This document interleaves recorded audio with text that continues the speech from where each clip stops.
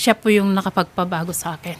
Nung niligawan po niya ako, sabi ko sa kanya, sige, sabi ko sa kanya, sasagutin kita pero wag kang umasa na mamahalin kita kasi dadagdag lang kita sa koleksyon ko, sabi ko sa kanya. Sinabi niyo? Kasi bata ka pa. Sabi ko po sa kanya. Sabi niya, sige gawin mo, pero seryoso po ako. Sabi niya, ganon. So inamin mo sa kanya na idadagdag mo siya sa inyong koleksyon? Opo. Kumbaga trophy? Opo, yung paglalaruan lang po. Tapos Paglaruan mo lang siya? Opo.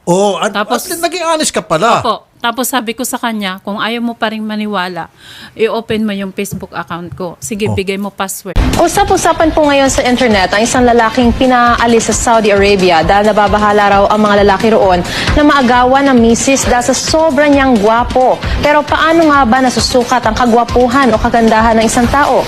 Alamin sa balitang hatid ni Dano Tingkungko. Ginisa sa Senado ang nakalusot umanong litrato ng nakangiting matching sa online application para makapag-rehistro ng SIM.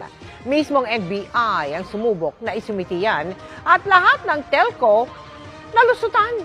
Ang kanilang depensa sa pagtutok ni Mark Salazar.